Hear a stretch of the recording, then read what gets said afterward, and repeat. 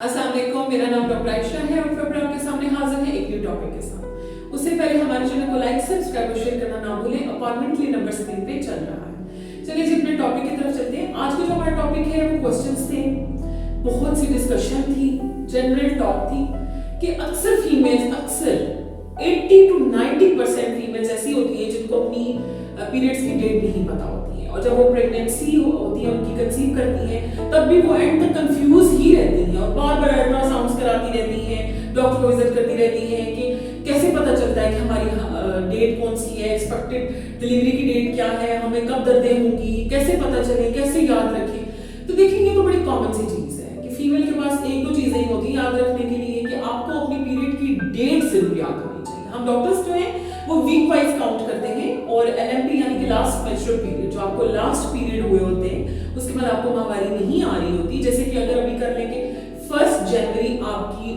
Last period था और अभी से जो फेब है उसमें 1 फेब आया है, आपको पीरियड नहीं हुआ, आपने मिस किया है 10 to 12 डे के बाद अगर आप यूपीटी करते हैं आपकी प्रेगनेंसी आती है तो इसका मतलब है कि लास्ट पीरियड की डेट आपकी 1 जनवरी, आपने वहां से काउंट करते हैं डे फर्स्ट ऑफ पीरियड्स। कुछ जो पेशेंट्स होते हैं वो कंफ्यूज करते हैं कि हम तो नहा चुके थे उसके बाद हुआ, लेकिन हमेशा डे फर्स्ट ऑफ जो मेंसेस होता है वो आपने काउंट करना होता है। देन एंड तक हम उसमें क्या करते हैं कि जो डेट होती है उसमें 7 डेज प्लस करते हैं और जो मंथ होता है उसमें 9 मंथ। वो तो चलिए इतना आप नहीं याद रख सकते, आपके लिए आसान सा तरीका है कि जैसे कि 1 जनवरी है तो नेक्स्ट 1 फेब को आपको फर्स्ट मंथ हो गया, ठीक है, फिर मार्च है, अप्रैल है, मई है, जून है, जुलाई, अगस्त और सितंबर, 9 मंथ और इससे एक हफ्ता आप बीच में ऐड कर लें, हफ्ता 10 दिन ऊपर करके, इस दौरान आपको दर्दें लग सकती हैं। हम जो काउंट करते हैं 40 वीक्स को हम जो है ना प्रेफरेबल काउंट करते हैं। वैसे जो टर्म होता है वो 36 भी कंप्लीट हो जाता है। उसके बाद मैं तो अपने पेशेंट्स का 36 वीक्स में टर्म चेकअप कर लेती हूँ कि नॉर्मल डिलीवरी हो सकती है, नहीं, हड्डी ओपन है, ताऊ तो नहीं है, सीपीडी तो नहीं है, कोई और इशू तो नहीं है, लेकिन उसके बाद पेशेंट को छोड़ देते हैं नॉर्मल पेन्स के लिए। टिल 40 वीक्स तक हम उसको टर्म कंसीडर करते हैं कि वहां तक आपको नॉर्मल दर्दें आ सकती हैं। लेकिन अगर आपकी 36 वीक्स से 4 वीक्स गुजर चुके हैं, आपको दर्दें नहीं आई हैं, तो आपने घर बैठ के इंतजार नहीं करना और ना ही घर के टोटके अपनाने कि मैं कैस्टर ऑयल पी लूं, छुहारे दूध में गर्म करके पी लूं, हल्दी कुछ दूध में डाल के लोग लेते हैं या फिर मालिशें कराते हैं, तो इसका बहुत ही बड़ा नुकसान आपको ही फेस करना पड़ेगा। बच्चे की मूवमेंट स्लो हो जाती है, बाज़ वक्त अंदर डेथ हो जाती है, इनकी वजह से बच्चा जो है पेट में बहाना करते हुए कोलियम पास कर दे तो एक्सपायरेट कर ले तो उसका कोई फायदा नहीं, आपके हाथ एंड पे कुछ भी नहीं आएगा। ये चीजें नहीं कर सकते। मैं जानती हूँ अक्सर पेशेंट आते हैं वो ये कहते हैं कि हमारी माएँ सासें ये कह रही है हमारे जमाने में तो ये होता था। भाई वो जमाना गुजर गया, अब वो जमाना नहीं है। तब खालिस खुराकें होती थी, मेहनत होती थी, पसीना निकलता था और इंसान पता ही नहीं चलता था कि कब हमल हुआ और कब डिलीवरी भी हो गई है और औरतें बड़ी जल्दी ठीक हो जाती थी। लेकिन आजकल हमारा हर चीज डिस्पोजेबल है। हवा देखिए, हम गर्म सर्द जो है वो तो हम एसीज के थ्रू, इन्वर्टर्स के थ्रू लेते हैं। खाना हमारा और पानी हमारा फिल्टर्स और फ्रिज का है, तो हमें कितनी ताकत होगी। खाते हम फास्ट फूड है, फ्रोजन आइटम्स हैं, तो हमारे अंदर तो बिल्कुल बेताकत नहीं है। थोड़ा सा चलेंगे, आजकल की बच्चियां जो ही कंसीव करती है वो ब्लीड स्टार्ट कर देती है, उसमें जाके रीजन पता चलती है ज्यादातर कि वो वीक है, वीकनेस है, खुराकी अच्छी नहीं है, सारा तो वो कार्ब्स खाती रहती है, मैदे खाती रहती है। तो वो जमाने गए। इस जमाने में अगर आपने बच्चा नॉर्मल हो किसी तरीके से एंड तक 9 मंथ पहुंच के और सही उसके अज़ाब प्रॉपर हो तो उसको अल्हम्दुलिल्लाह किया जाता है कि शुक्र आजकल के जमाने में भी बच्चे, लेकिन उसमें आपको बड़ी कॉन्शियसली चलना होता है। तो मैं जहाँ पे बात कर रही थी कि अगर आपको 40 वीक्स गुजर चुके हैं, आपको पेन्स नहीं है, तो अपने ये घर में टोटके बिल्कुल भी नहीं अपनाने हैं और किसी की बात नहीं माननी है सिवाय डॉक्टर के। आपने डॉक्टर को कंसल्ट करना है ताकि वो एक दफा फिर आपको इंटरनल चेकअप कर ले कि अभी कितना टाइम लगता है, उससे लेंथ वगैरह पता चल जाती है, डिस्चार्ज वगैरह का पता चल जाता है। अब वो स्कैन भी हो जाता है आपका डिटेल कि बच्चे की मूवमेंट ठीक है, हार्ट बीट ठीक है, बच्चे का पानी कम ज्यादा तो नहीं है, कोई और इश्यू तो नहीं है, कॉर्डर ऑफ द नेक तो नहीं है, क्यों पेन्स नहीं आ रही है, क्या बच्चा नीचे फिक्स हुआ है, पेल्विक कैविटी में एंटर हो चुका है, एंगेज हो चुकी, सारी चीजें देखनी होती है और आपने अपने डॉक्टर से जरूर कंसल्ट करना है।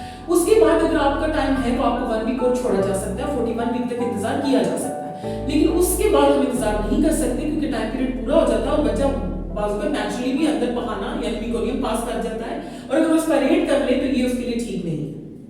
तो आपको अगर डॉक्टर देखती है कि टाइम है या अभी आपको सारी कंडीशन देख के आपको वो एडमिट कर लेते हैं हॉस्पिटल। उसमें क्या होता है कि सीटीजी कंप्यूटर टोमोग्राफी होती है, फीटल हार्ट रेट देखा जाता है, आपके बच्चे की मॉनिटरिंग होती है और 3 घंटे बाद 4 घंटे बाद डिपेंड करता है, मॉर्निंग इवनिंग नाइट पे आपको जरूर चेक किया जाता है कि उसकी रिदम रिलेशंस ठीक है, प्रॉपर हार्ट बीट हो रही है, स्कैन्स करके देखे जाते हैं। और फिर जब सब कुछ ठीक है, नॉर्मल है, तो उसके बाद फिर आपको इंडक्शन ऑफ लेबर यानी कि आर्टिफिशियल पेन के लिए डिस्कस किया जाता है, कन्विंस किया जाता है कि अब टाइम पूरा है, आप ये लगवा लें। लेकिन उसमें भी आपको मॉनिटरिंग पे ही डाला जाता है, चेक किया जाता है। बेसिकली वो कुछ जेल्स की फॉर्म में होती है, मेडिकेशन, सिर्फ मेडिकेशंस होती है जो आपको नॉर्मल लेबर की तरफ ले जा सकती है, नॉर्मल डिलीवरी के भी चांसेस होते हैं। अक्सर पेशेंट कहते हैं कि हम नेचुरल पेन्स का वेट करते करते इतनी देर कर देते हैं कि खुदा ना खास्ता बच्चा अंदर मेकोनियम पास कर देता है, बहाना पास कर देता है, एक्सपायरेट करके डेथ भी हो जाती है। तो जरूरी नहीं है कि अगर आप नॉर्मल में डिलीवर हो रहे हैं, आपको नेचुरल में पेन्स आएंगे, तो किसी भी टाइम बच्चे की धड़कन खराब हो सकती है। माँ की हार्ट बीट जब खराब होगी, फास्ट होगी, तेज होगी, जाहिर सी बात है लेबर पेन लेना आसान काम नहीं है, डिस्ट्रेस में चला जाता है। तो उसकी वजह से अगर बच्चे की हार्ट बीट खराब होती है तो वहां पे भी हम इंतजार नहीं करते।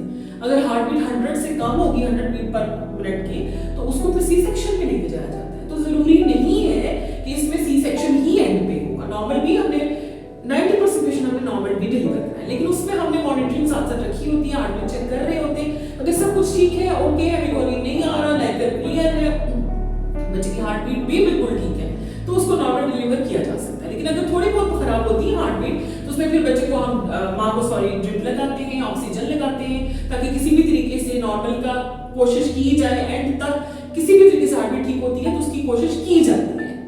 लेकिन अगर हार्ट बीट 90s में आ रही है, 80s में आ रही है, तो फिर रिस्क नहीं लिया जाता। फिर माँ बच्चे की जान बचाना बहुत जरूरी होता है। वहां पे एंड पे डॉक्टर जो है वो जाके अपना फाइनल कर देती है कि बस अब हमने सी सेक्शन ही करना है, बच्चे की हार्ट बीट बहुत बुरे तरीके से ड्रॉप हो गई।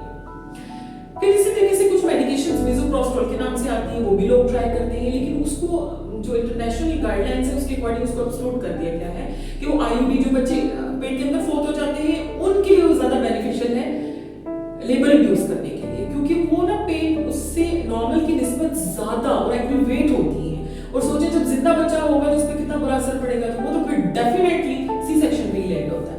तो क्योंकि आईयूडी होता है, इंटरनेट डिमाइस हुई होती है, डेथ हुई, तो उस बच्चे को फर्क नहीं पड़ता, तो वहां पे लेबर लग सकती है। तो मैं आपको बताती हूँ जेल फॉर्म्स में होती है, प्रोस्टाग्लैंडिन्स होते हैं, E2 होते हैं, टैबलेट्स होती है, वो हम रखते हैं, और 2 या 3 से ज्यादा हम उसको रिपीट नहीं कराते, और हमेशा 4 to 6 आवर्स के बाद हम रिपीट कराते हैं। और उससे पहले हम इंटरनल सेस जरूर करते हैं। अगर हल्की फुल्की पेन है तो उसको फिर नेचुरल छोड़ देते हैं कि अभी खुद ही कुछ टाइम दें और ये डिलीवर हो जाएंगी नॉर्मल। लेकिन अगर उस पर कोई फर्क नहीं पड़ता कोई पेन, तो हम डोज रिपीट भी कराते हैं। तो ये डोसेस आपने घर ट्राई नहीं करनी, किसी ऐसी छोटी मोटी जगह हॉस्पिटल में ट्राई नहीं करनी है, क्योंकि इसके रिस्क भी है, साइड इफेक्ट्स भी है। अगर हार्ट बीट खराब होती है तो सी सेक्शन भी हो सकता है। ब्लड आपका अरेंज होना चाहिए और ऐसा सेटअप होना चाहिए जहां पे ऑपरेशन की भी सहूलत हो। कोशिश तो नॉर्मल डिलीवरी ही करती है डॉक्टर एंड तक, लेकिन फिर भी सहूलत होनी चाहिए। कोई पता नहीं होता कहां पे जाके किस तरह से मसला हो सकता है। होप सो आपको आइडिया हुआ होगा कि आपने कैसे काउंट करना है, कैसे याद रखना है कि आपकी नॉर्मल डिलीवरी क्या है। ज्यादातर डॉक्टर्स जो है वो लिखते हैं पेपर पे, LNP के नाम से होती है, EDD के नाम से होती है, तो वो अक्सर लोग तो लिखते हैं, डॉक्टर डिस्कस करते हैं, और एजुकेटेड पीपल है उनको आइडिया होता है, लेकिन बहुत से लोगों को अभी भी नॉलेज नहीं है, उनको याद नहीं होता। तो ये जरूरी है कि आप याद रखें। अक्सर लोग मैं एक और चीज कहना चाहूंगी कि आते हैं कहते हैं कि अल्ट्रासाउंड कराने आए डेट पता करने के लिए, तो अल्ट्रासाउंड कभी आपको एक्यूरेट डेट नहीं बताता है। उसमें क्या होता है कि जो बच्चे की पोजीशन होगी एट दैट टाइम वो ही आपको बताएंगे कि अभी बच्चे की, क्योंकि आप हमेशा चेक कीजिएगा कि स्कैन जो आपको डॉक्टर डेट देती है उसमें 2 हफ्ते, 3 हफ्ते, 1 हफ्ता, 10 दिन ऊपर हमेशा होते हैं, और हर दफा जब आप स्कैन कराएंगे उस पर हर दफा डेट चेंज ही आएगी। So it's not accurate. Accurate वही है जो आपका फर्स्ट या पीरियड्स है। चलिए जी, इसी के साथ हमें इजाजत दें, फिर हाजिर होंगे एक न्यू टॉपिक के साथ। अपना ख्याल रखें, हमारे चैनल को लाइक, सब्सक्राइब और शेयर करना ना भूलें। अल्लाह हाफ़िज़।